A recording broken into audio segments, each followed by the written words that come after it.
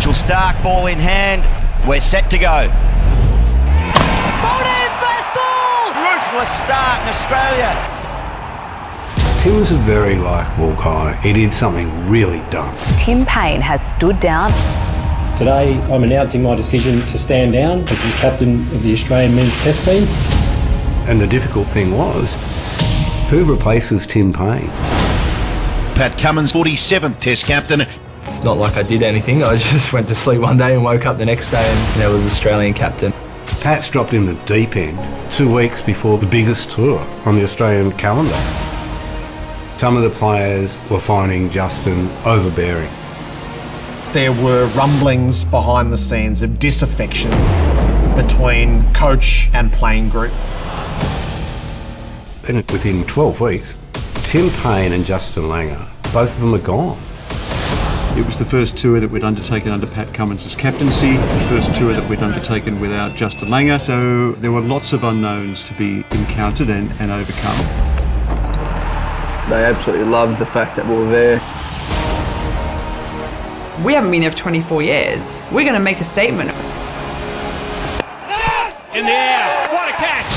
What a catch that was! Australia have won in Pakistan. Faith of the Australian cricket team was restored once again after another shaky period. Don't care what everyone else thinks, do it your own way.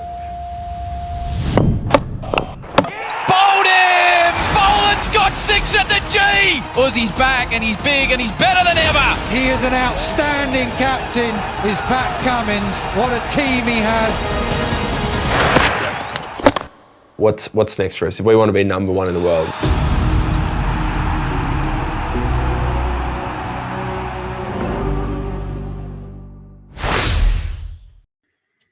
Is there any more pressured job in Australia than being the captain of the Australian cricket team? I do not think so. This incredible documentary picks up from season 1, which was all about the rebuilding of the Australian cricket team, particularly their integrity within the face of public scrutiny after what has become known as Sandpapergate. And this season runs through particularly the Ashes Tour of Australia in season 21-22. Now, I'm going to say something that has made me unpopular with my other cricket-loving friends. Because of their involvement in that whole Sandpapergate in the South African tour of a few years ago, I know that particularly Steve Smith, who was the captain at the time, and Dave Warner, who was the instigator of the incident, have paid their dues. They have, lived out their suspensions from playing for the team. I firmly believe they should not be playing first-class cricket ever again, because of the outcome of their actions. And look, I'm all for forgiveness and redemption, absolutely. Cricket traditionally is known as the gentleman's game, and with that comes expectations that you don't cheat. End of story. I don't care that there are other teams that have handed out lesser fines for greater evils at the international level. Australia don't cheat, and we cheated. And that was Dave Warner's insistence. He brought it to the captain, Steve Smith, and Steve Smith said, I don't want to know about it. And I think absolutely those two guys particularly should never play first-class cricket again for Australia at any form, in any way.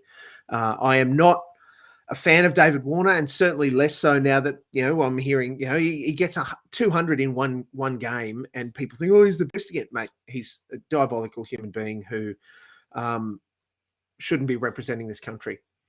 That's just my view. You may disagree. Hit me up on all of the socials and tell me what you think.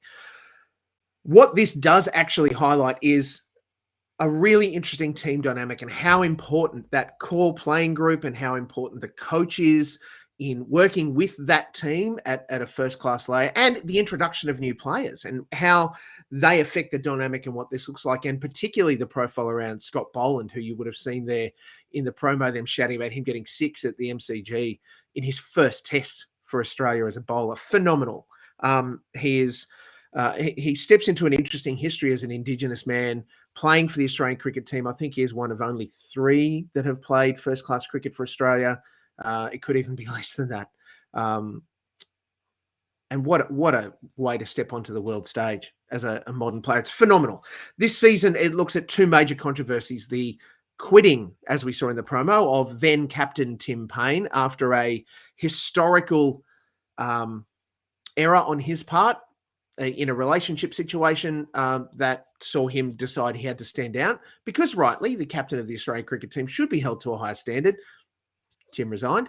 And then the tension between that core leadership playing group, who under new captain Pat Cummins, whether or not Pat felt this, led to the demise of coach Justin Langer not having his contract renewed with Cricket Australia. Now, that's hugely controversial because he had just led the team to a 4-0 victory against England at home to retain the Ashes and a T20 World Cup victory. Like, he was kicking goals in the coaching stakes. It was huge that then went on to be that Cricket Australia went, sorry, Justin, we don't want you to be the captain because the players have a problem with you. That's huge news.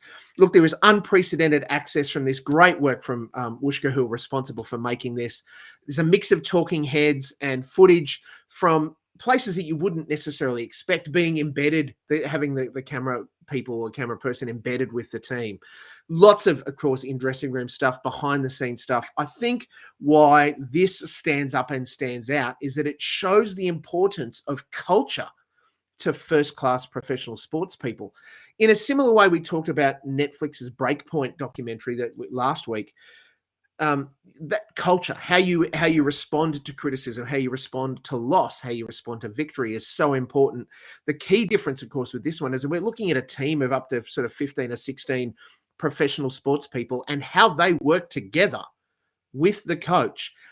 And also that inclusion of family. It's a very family-oriented scenario, and we see some footage, some great footage of the Australian cricket team having their Christmas Day celebration with the team and their families and those sorts of things. It's pretty incredible. Of course, Captain Pat Cummins is there, Alex Carey, Usman Khawaja, Stephen Smith, Nathan Lyon. If you're not a cricketer, those names mean nothing.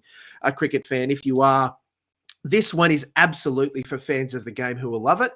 And if you're a fan of documentaries, you'll also absolutely enjoy this.